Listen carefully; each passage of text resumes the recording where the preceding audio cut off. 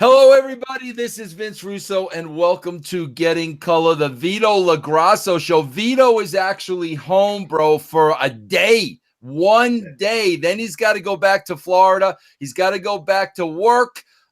So he has one day to spend with the lovely Noelle. Now, Vito, it's been how many weeks since you saw Noelle, man? Almost 5 weeks. 5 weeks, bro. Yes. 5 weeks. I'm refreshed. I look good. I'm buff. I'm back to back to doing my thing. And then there's Maryland.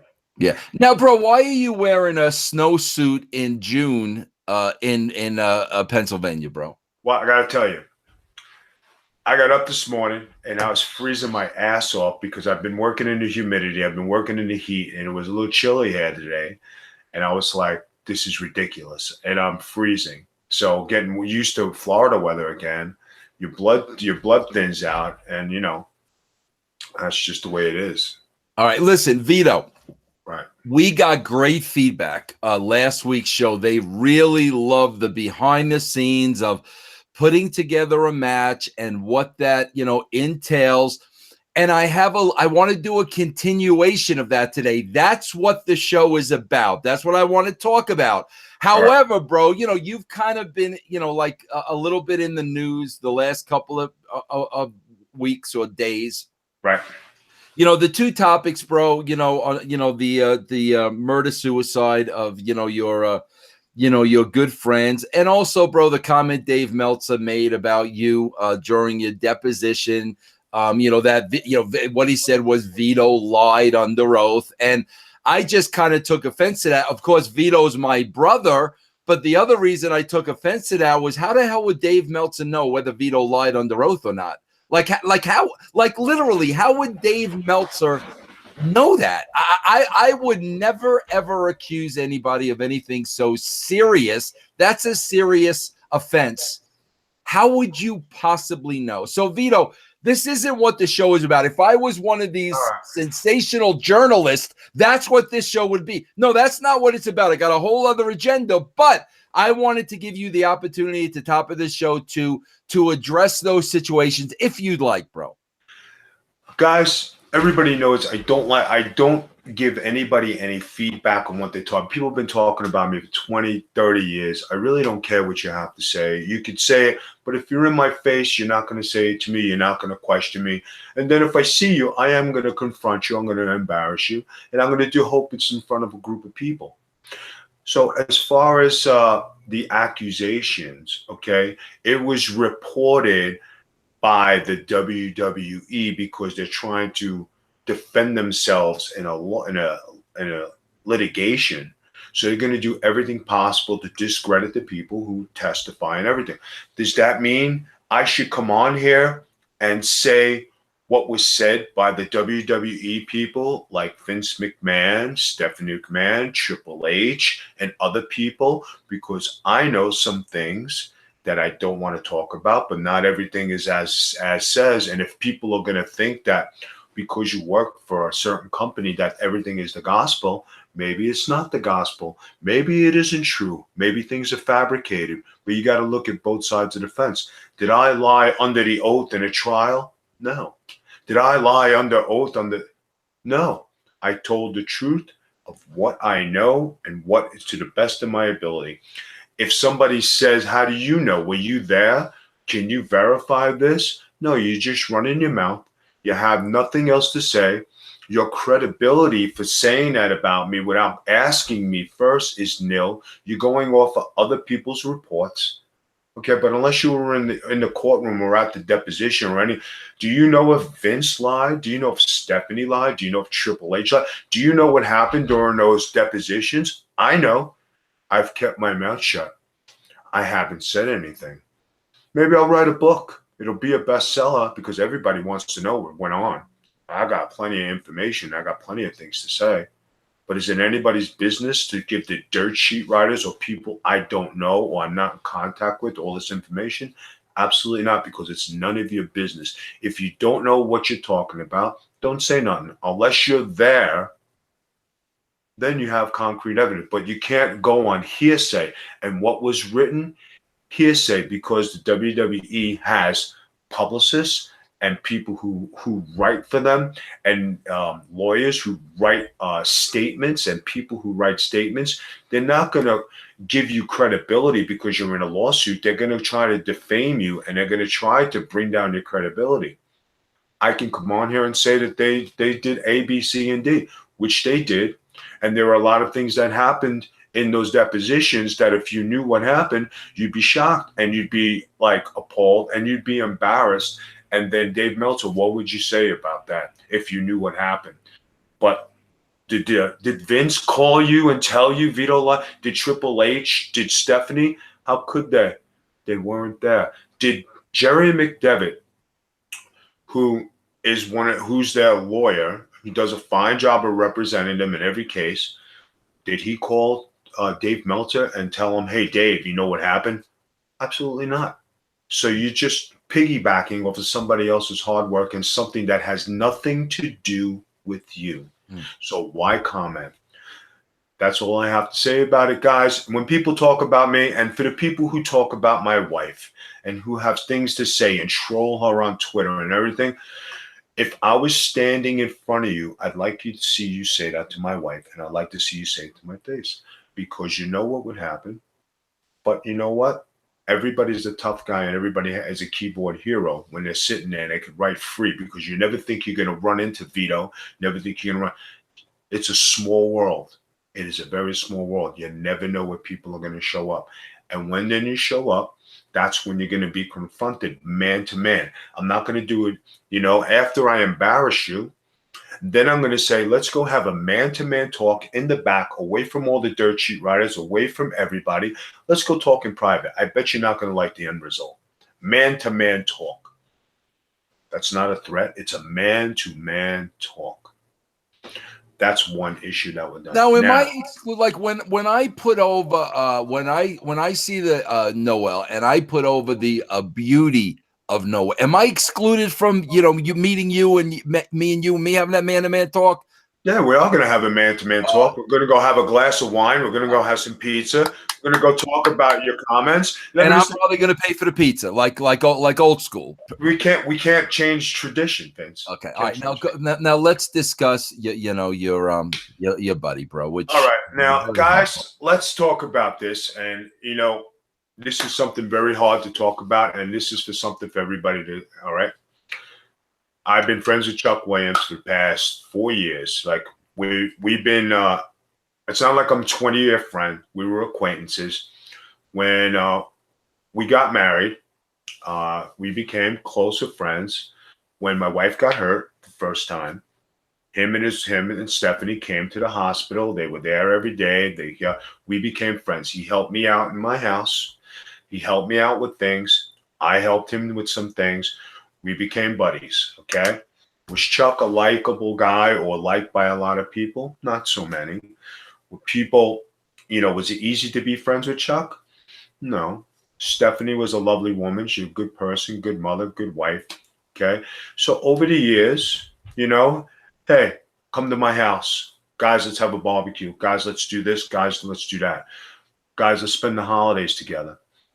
Where was all these so-called friends of Chuck Williams on his birthdays when he sat by himself and I was the only one to go to his house? Or where was everybody when he used to be, down in the dumps and I used to go to his house and talk to him?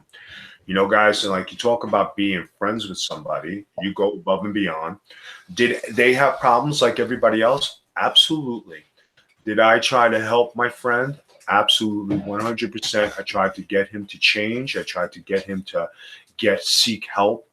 I tried to, give him some guidance, talk like a brother. And he viewed me as a brother. I mean, like legit close friend of his, because I would take the time to sit with him at his house, have a beer, have wine, have whatever, have a limoncello. That used to be Chuck's favorite, and sit there and talk. And if he did something at home that wasn't acceptable or something that I was brought to my attention, I would go to the house and I would talk to him about it and say, Chuck, A, B, C, and D. Were there times when, Stephanie would call and be in distress and ask for my help? Absolutely. Were there times that did I go and settle him down and go talk to him right afterwards? Absolutely. Were there times where I was almost in my car going to the house because situation arose that I needed my assistance? 100%. But the one thing you don't do is get involved in people's domestic stuff, because then it winds up you're involving yourself. But when a woman is calling you and she needs help because things are bad, the best thing to do is wait till every situation calms down and then go talk the next day. When I used to talk to him afterwards, he used to settle down and, get grounded a little bit, and then he would be okay for a little while. But then it would go back to the same stuff because he couldn't control himself. Chuck's parents died some years ago, and he couldn't get out of the past. He had a past that was like attached to his mother and father. He had a house of the mother and father that he kept. It was worth a lot of money. I said, Chuck, sell the house, go buy another house, go buy that. His favorite place was Lakenwood. The kids like Lakenwood, Stephanie like it. I said, Chuck, start to change your life. You can't wrestle forever. He kept holding on to wrestling. But the one thing with wrestling that people don't understand is, maybe there's something wrong. Maybe you have some head injuries. Maybe you have CTE. As we became educated and as we become older, things happen. You get the shakes. Something's going wrong. You can't remember things. This is what was happening to Chuck. I used to tell him. I set him up with doctor's appointments. I set him up with people. I set him up with Bill Kairos. I said, listen, you need help. He did not want to take the advice. For all the other buddies I have, Jared, Shatter, and Cliff, and Gray, right? Those guys and myself, we all changed, and I helped them get away from wrestling. And you know what? Those guys have problems. They now know how to get help. They now see it, and they've broken away from wrestling, and now they're family men. It's something that Chuck couldn't do. And when I used to tell him, listen, guys, there's life after wrestling. You got to, can't wrestle forever. Could I still wrestle? Could I just say, the hell with it? Can I do this? Can I do that? Of course. But where would my life be? And how close would my life be if I did live that life? I got called today to go do a booking. I said, no, thank you. I appreciate the offer, but, I'm spending time with my family, right? A lot of people call me to do matches. Still, people call me for bookings. If I am busy, I can't do it. I'm sorry. I greatly appreciate it. When I think it's the right time for me to go out and do something when it's convenient and I'm going to make some money, if it's worth my while, yeah, I'll go do it. But that hasn't arose for me. People still offer me bookings. People still try to book me, but wrestling is secondary in my life. That's a lot of things. That's something that people don't realize today, and something that people don't take accountability for is life after wrestling. We do get in color. We talk about great things. We talk about great concepts. We have, the wrestling knowledge, but then we have the afterlife knowledge, of personal knowledge. We have real life that we deal with, guys. And this is it. Talking on Twitter, being a tough guy, going on Facebook, doing these exposés, talking crap about people. What does it get you? It's all drama, bullshit. Go live an easy life. If you cut all this wrestling life out of your life, you have less drama if nobody ever noticed. My friend Chuck Williams, I'm disappointed, and I don't condone what you did. You left your kids, and what you did to your wife is unforgivable and unforgivable. There's up until this point, I've been handling things and helping the family, both sides of the family. When things are a little bit more settled, I will talk about what I did to help this family and the children. Anybody else step up? Anybody else look out for Stephanie? Anybody else look out for Chuck? Chuck is, might not be the most favorite guy in the world. He's still our friend. And it's just not me. I didn't do it just for myself. I did it for my buddies who were all buddies, and we were all together. There's 5 of us. Jared, Cliff, Shatter, and Gray, right? We're all buddies. We're all friends. We have great times. But Chuck decided something went wrong, and he pulled himself away from not only me, but everybody else. And then he realized later on, it wasn't until a couple of weeks ago, he started to realize, hey, I'm alone. I'm sitting here. He started to reach out to the guys again. but too little too late. And then whatever else was happening in the house that I do know about, my wife knows about, right? I'm not going to reveal it here because it's none of nobody's business. It's private. It's their business. But don't think for 1 second that there wasn't turmoil in that house or that this just happened. This was something that's been going on for 30 plus years. It got to a level that was unstoppable. And it's a tragic thing. And for children to find parents deceased in a home after a suicide, murder, and a child has to go take the weapon, a child has to take the pulse, a child has to call 911. Does anybody think about how that affects the child for later in life? How does that affect those two children who their father took the life of himself and the mother? Now the kids are orphans. Where do they live? How do they survive? What does that do for them? Does anybody think of that? Everybody, when it first came out, everybody sang the praises. We got to do a 10-bell salute. Oh, I can't believe he's my buddy. The guy murdered his wife. He left his kids orphans. He left a big mess. How do you condone it? How do you give him praise? I don't get it. Quietly, you mourn. Quietly, you sit here confused. My 5 buddies are sitting there upset and confused and don't understand this, along with their families and kids. We're trying to put an end to this, and we're trying to do this as quietly as possible. And you know what, people? Sometimes you need to take a back seat, and if you don't know about a situation, best thing to do is not comment. For the person out there who's been sending my wife Chuck Williams things or death things with a dead hand and saying things to my, you're a disgusting human being. And because you did that on 2 people's deaths and you think it's a joke, it is going to come back to you, my friend, and not from me. It's going to come up from the man above, and from whatever happens in your life, you're going to remember that you put extra hurt on somebody during a mourning time, and you're going to get it back. I don't know when, I don't know how, but it always comes back to you. When you do wrong people, it always comes back to you threefold. Try to be different. Try to change your life. Try to be a good person. Try to do good things. Change your outlook on life. The cursing thing, don't, try not to curse. You don't want to be in vulgarity. Don't carry yourself in vulgarity. You want to be happy? Put yourself in a happy environment, a happy place. Change your life for the better. Wrestling is not everything, guys. And for this Williams family, right now, they have so much turmoil going on from Stephanie's family, Chuck's family, those 2 children, Chuck's close friends. Well, when I say close, I mean the people who actually spent birthdays with him, holidays with him, barbecues with him, been to his house several times, invited him and his family and all the friends to our house or anybody's house, the barbecues we had. Okay, the good times, those are friends, not this wrestling acquaintance. Yeah, brother, how you doing? That's all garbage, because no, it ain't the same business as 30, 20 years ago when it was a brother. And you know what I did on Twitter this past week, which I never do? I contacted The Rock, Hulk Hogan, DDP, Val Venus, Stevie Richards, Joe Gertner, Dawn Marie, Shane Douglas, Francine, okay, and a few other people. And I said, guys, I never ask for nothing from wrestling, but can you please help my friend? And it was a tribute to my friend Stephanie, and it was a GoFundMe. And now I'm against GoFundMe, but in this particular case, guys, it's a GoFundMe that's needed because we have kids, we have a burial, we have a funeral, we have legal fees.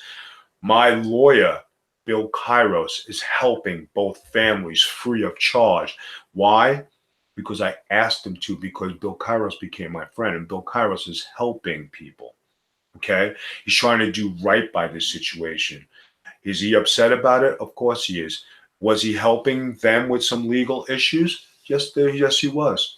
Was he involved in some things? Absolutely. But these are things that people don't know and people don't understand. You think it's all a game, guys. This isn't a game. This is real life. Okay?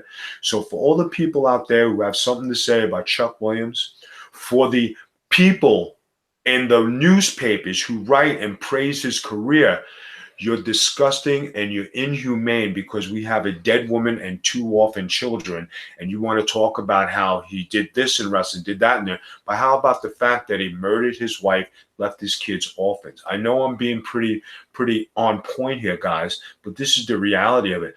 Chuck Williams is my buddy. I didn't leave him hanging. I'm taking care of business for him.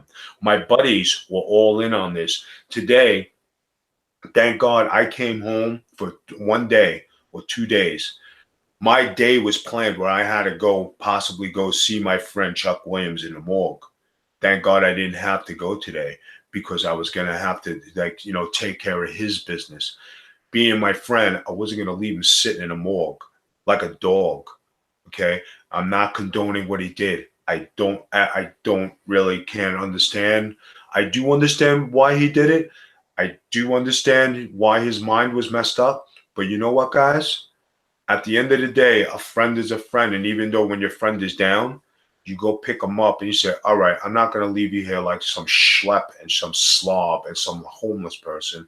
Everybody deserves a decent burial and everybody deserves a decent go away. Might not be celebrated, but if you need to be handled and cremated and your ashes spread, hey, that's fine. At least you got something out of life. Are we celebrating the fact that you murdered your family and left your kids and left turmoil? No, nobody deserves to be left like that. Stephanie Williams was a wonderful lady. She was a good mother. She was a good person, a good friend. Times I talked to her, we always had laughs. We had a good time. When she needed me, I freaking was there for her. When I needed her, always a phone call away. So, guys, when you want to talk about the Williams situation, you want to talk about things, guys, know what you're talking about, because unless you've been in the family, you really don't know.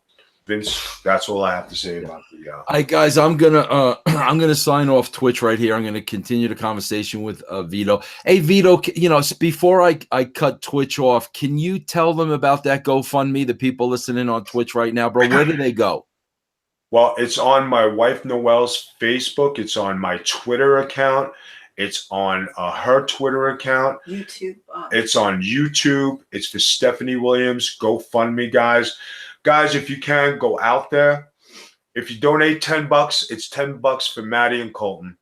It's $10 to help those kids get through some legal issues. Because right now, Stephanie's sister is about to take them, and she's going to live with the sister. So they have a place to go. But the rest of their lives, they got to know that they can go visit their mother. I'm making it possible so they can go visit their father somewhere.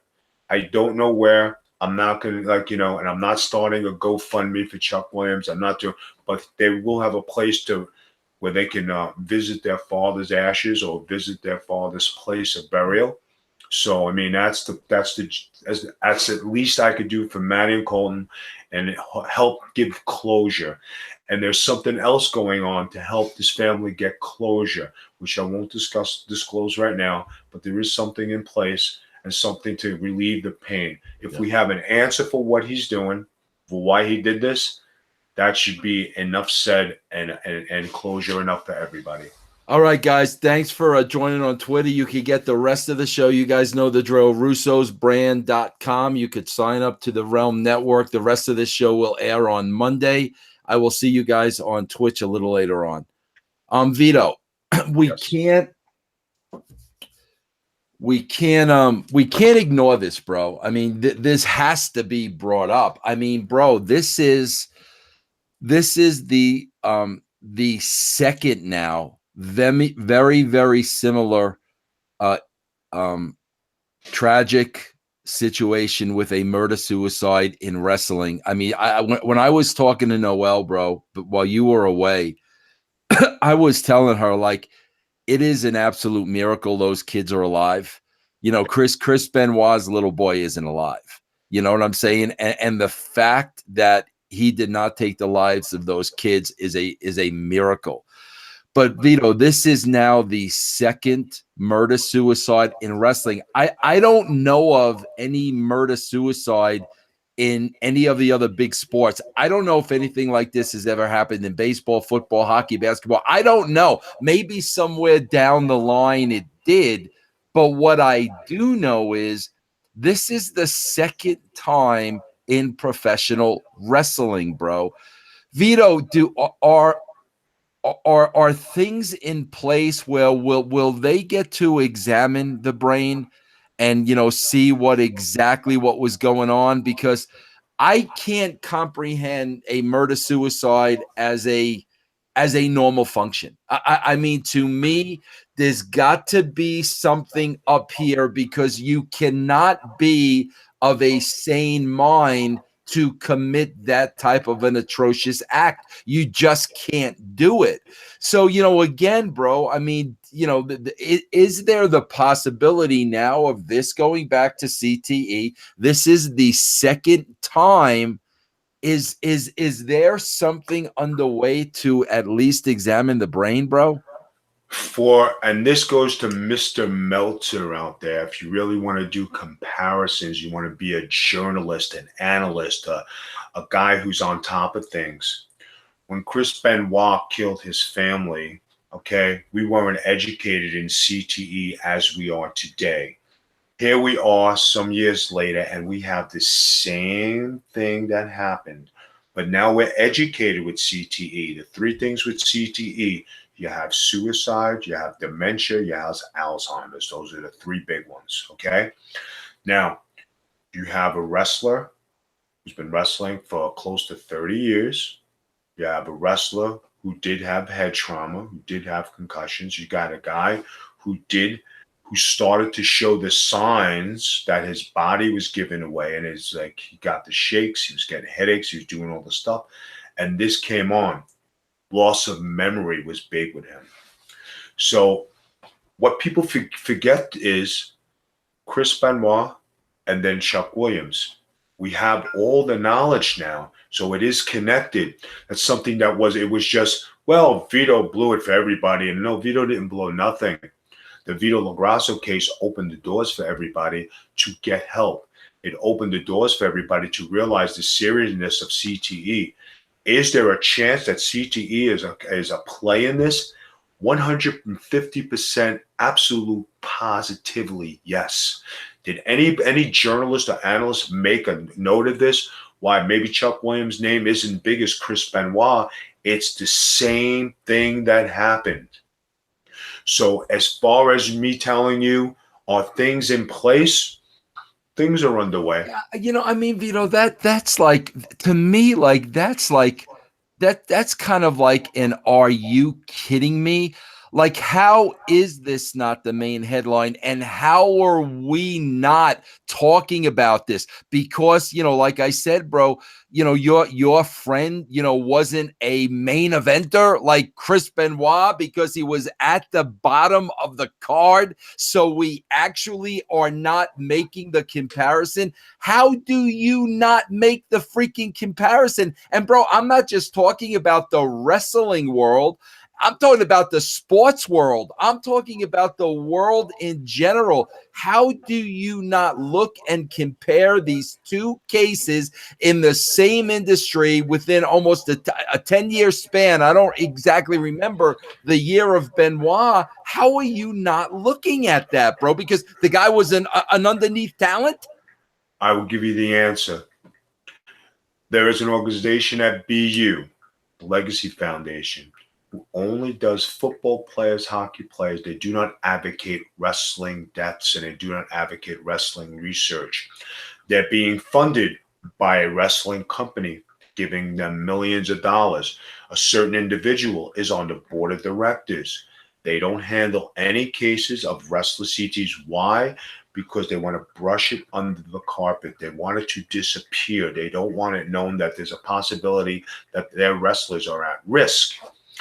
So now, with the lawsuit, everybody laughed. It's not a joke. All these gentlemen have passed away. And if you look at how many people have passed away, how many people have come up with CTE for the Vito, you just for the record too, I mean, please point out there are still guys working with CTE, bro, because I worked with one of them not too long ago. Guys that can't get any help and guys that need to pay the bills. And in order to pay the bills, bro, they're working under those physical conditions. guys don't know any better, and that's the only way for them to make money. And there are all guys who are suffering today who don't know, who can't do anything but wrestle. And when they go to wrestle, they're a shell of themselves. They're not fully capable. Their mentality is not there. Their bodies are breaking down. But because this has been denied, and certain people have said, this doesn't happen in our sport. We're not responsible. This is make believe. This doesn't happen. Of course, it's brushed under the carpet. Maybe there was an email sent to a company email saying we are not allowed to talk about Chuck Williams' death. Do not mention it on social media. Do not advocate this. Don't mention it. We need to stay far away from this because the publicity will be bad. And if you acknowledge this, your job is at risk. Maybe there was an email. Little Bird told me. Maybe. I don't know. In a certain company. It's terrible. Everything's got to be hush hush. I wish I could be a spokesperson and help these guys. I wish somebody would give me a job to call up people and do things so I could help these guys and have the capability, access to bring this to light to get guys help. I don't want no publicity for it. But if Vito, go ahead. you know what's the simple telltale sign? I say this all the time. And this shows you, like, without a shadow of a doubt, that they don't give a shit. I say this all the time. Something this simple, bro. When you got guys coming up and you got guys coming to the performance center and guys going to NXT, whatever, they're at that level, bro, because they're still green and they're still rookies. So at that level, as being still green and still rookies, there's a greater chance for them to get hurt because it's the learning process. They're not pros, okay? With that being said, Vito, when in boxing, guys are sparring, guys are practicing. What are they wearing, bro? Headgear, protective gear. Can somebody explain to me something this simple? The guys being developed through the system and going up, why are not every single one of them required to wear headgear? The cost of the headgear? Somebody needs to explain to me why that is not 100% mandatory, bro. If they really cared something that simple, Vito, but yet they don't even do that. I'm going to give you an answer. When the lawsuit came out and they were talking about the training center and all the facility, all of a sudden, all this protective stuff came up. It's on the walls. Right. That's what I've heard. It's on the walls, but do they use it? Because any training or anything you see on TV today, guys, do you ever see anybody training with the headgear or protective stuff training today? No, because they brushed it under the carpet. It was a facade. It was, oh, yeah, we protect our wrestlers. We have this gear. Yeah, it's got some dust on it now because the lawsuit is dying down. Is there an appeal coming? Yes. Is there things happening? Yes. Do you think this is going quite? No.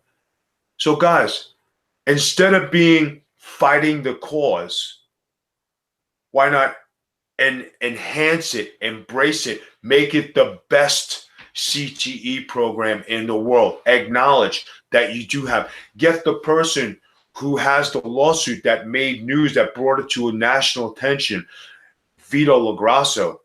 I might not be remembered. People might say, Vito this, Vito that. Vito was a quality wrestler. Vito was a good talent. Vito was that guy who could do anything you wanted. Vito stuck up for the boys. Vito wore a dress. Vito was a tough mafia guy. Vito did all these things, but the one thing, Vito had that concussion lawsuit. That's right. And it's going to be significant in years to come because that will give the help to who needs it eventually. Maybe not right now, maybe not tomorrow, but eventually. Will it be known as the Vito LaGrasso concussion lawsuit deal? No, it's going to be somebody else who's taking recognition. If you're making billions of dollars and you're having this, have the greatest facility, have the greatest entertainment company, have the greatest thing. Hire people who maybe can help you and bring awareness and help the guys who've done it. We had Getting Color last week, one of the greatest shows we've ever had. Why? Because I sit here with knowledge. I sit here with all 27 years of being everywhere in the world, working for every company, knowing every ounce of the business. And I'm shunned from the business because I speak my mind and I talk, not because I'm talking against, because I'm talking for. And certain individuals don't like that. But if you said, hey, would you like to join the team? Hey, would you like to do this? Hey, would you like to join us and bring this to fruition? Yeah, let's work together. Let's make it a positive instead of a negative. Let's get rid of this animosity. Let's bring everything to light. Let's make it a focal point. It's not that you don't have the money or you don't have the resources. It's because you don't want to do it, because you want to sweep things under the carpet, and you can't ignore it. Yeah. All right, listen, Vito, we couldn't get to our next topic, which is fine, bro, because we'll save that for next week. I want you to go spend time with the wife, bro. You're only in town for one day, bro. Anything you want to plug before you go? No, guys, I just want you to. I got something there. Guys, you want to bother a crippled woman who's blind and sits here and does podcasting? Why don't you bother somebody who could fight back and really has a set of balls? Okay, want to go against my crippled wife? You know what? Have a set. Why don't you contact me? Not one person out there contacts me and says anything to me. Go through my wife. Shows what kind of man you are. But if you really want to find me, I'm not hard to find. You want to say something to me? I'll defend my family. I don't give a shit if it's 5, 10, or 15 of you. I'll still go to battle. I know one of you are coming with me. I'll take an ass kicking. Yeah, that's right. But one of you are coming with me, and I'm going to leave my imprints on you. You want to attack my buddy Vince Russo, who sits there, tries to make a living doing this. You want to be vulgar. You want to say all this shit. Say it in front of him. Let's go to a fair fight. You know what? He's not a fighter. He's not a tough guy. He's a guy he's a journalist. He's an analyst, somebody who did things in wrestling. But do you really want to friggin' take a shot, or you want to bring a couple guys? I'll take his back anytime. I did it before. You guys, you got no balls when you attack people through the internet. Guys, if you want to donate to the Stephanie Williams Fund, find it on my Twitter, find it on Facebook, find it on my YouTube. Guys, go to the Big Vito brand at bigvito.com. You find a lot of great stuff out there. Follow the Big Vito brand with all the great shows we have on there. And guys, let up on people. And if you're going to be a journalist, analyst, have some good facts. Why don't you spread both sides of the fence? I spread the good side today and the bad side.